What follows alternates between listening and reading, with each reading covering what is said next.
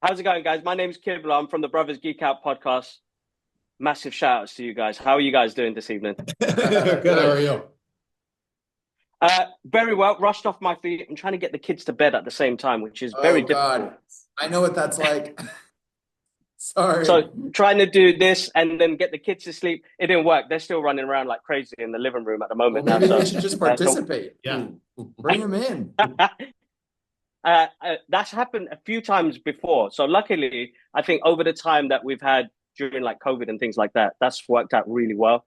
So everybody's been quite kind of accommodating to it now, We're all which is trained. amazing. We're all trained to deal with it. uh, Guys, this is kind of a question for all of you because as an artist, as somebody who draws a lot of concept artwork, when you guys were writing this story and thinking, what is Heart Eyes going to look like? What was that like seeing all the different concepts, thinking, all right, what am I going to decide on? Because we're all writing this. How does it look like on the screen? What was that kind of process like for you guys? I mean, it just started with me just thinking of the emoji, like the hearts over the eyes, and just I think in my head it was going to be that emoji, but then wasn't even considering copyright laws. Um, but even if it was just the emoji, that would still be terrifying. And really taking an emoji that people use to express love and completely flipping it on its head, but it still would land. But then Chris and Michael came on, and Josh Rubin, and it continued to evolve and get creepier and more sinister. But yeah, just seeing those eyes, I was like, that's going to be something. It was undeniable. Yeah, when we Was there quite a lot of drawings in the process before you kind of got to that decision? there were well, what happened was like, Michael and I came on. We knew that we wanted to bring in a sort of sexualized S&M kind of vibe to the Cool. character and to the way that they looked. And then I brought on a guy named Tony Gardner, who is a world famous designer. He's created the mask for Happy Death Day and for Freaky and this movie. And that's he and his team started to kind of present various looks, all sort of knowing that we wanted something that felt, like I said, kind of kinky. And so it kind of ran the gamut between like stuff that was very latex driven versus leather, but it all kind of looked like it was someone who like worked in a sex shop, like was into bondage and S&M. And some of it went pretty far, so it was all about just finding a balance and a tone. Yeah. But Josh was also really instrumental in bringing other elements to the look, like the eyes that light up, the bespoke weapons, and the utilitarian nature of the look too, so that it was like, this is a person who cares deeply about how they kill people and what they wear, Art. Yeah, they answered. That's always good. So like balancing out the kind of romantic kind of comedy and the horror elements to it. What was that like for you guys when you were like, are we going a bit too far on this, or is it getting a bit too gory? Like, how do you keep that level of kind of like, you guys have put this together with you guys together? Like, how do you maintain the balance so that the audience is still kind of gripped to it as well without getting thrown out by laughing too much or getting gored out completely? First of all, too gory. How dare you? Never. There's no such thing. How dare you?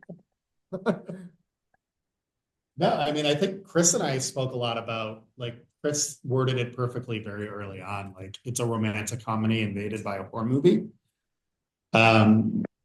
So we really found that the balance, we knew what we wanted the balance to be right away, because that sentence is really the movie. Like, it's just an arc of a romantic comedy that keeps getting invaded by this serial killer. But Chris and I talk about this in film. It's just kind of the standard with our writing is like grounding the main characters in reality. Mm-hmm. As Chris has said before, like, you can really take them anywhere. You believe who these people are, and you're into their story and their plight, and they're flawed and they're not perfect. And they get messy, but they're funny. Like they have all these traits, then you can really put them into any setting and any situation and make it believable. And yeah, there's never enough gore. Yeah. Never enough, no never talk enough. of PG-13. No talk of PG-13 ever. Yeah. Oh, Hard R. did you guys hard R? Yeah. Did you guys have any memorable moments from being on set? Is there a key moment where you will take with you forever on this journey? Michael was the only one. Yeah, I didn't go either, unfortunately. We were not there. So Michael, what was your key memory? Yes, Michael, tell us. So I was on set for like 2 weeks. Okay. I was there towards the end of the shoot. And my core memory is when I walked we were on a soundstage for most of those 2 weeks, thank God, because it was the middle of winter in New Zealand. So it was cold.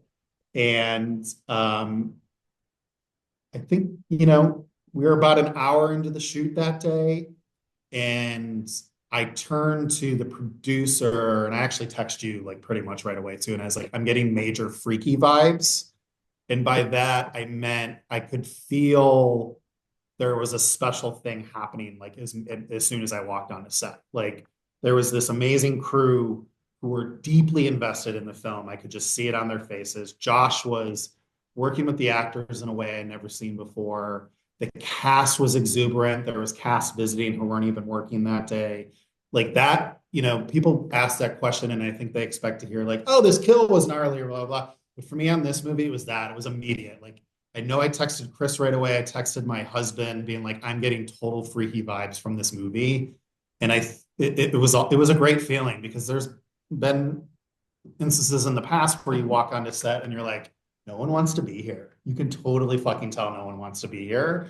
And I was A, relieved, but also B, I was like, I had chills. I was like, there's something major going on right now. And I was there 1 hour.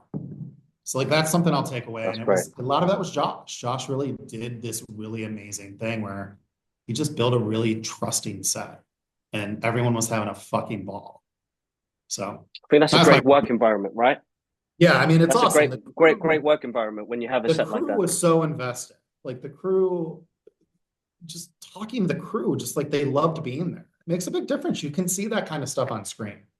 Like you can tell, like Definitely. Jordana Brewster, for instance, at the end of that movie, she is having a ball making the movie. Like it shows and it matters. So like, yeah, I'll take that with me the rest of my career because if I ever direct a film or I'm in a producer capacity again, I want my sets to be like that. That's amazing. Are you going to bring that joy with you onto the next project? Guys, massive thank you for your time. Congratulations on the movie as well. Thank you. And looking forward to sharing it with the world. Definitely. Yeah. Awesome. Thank you so much, guys. Thanks. Take care. See you later. Bye. Bye.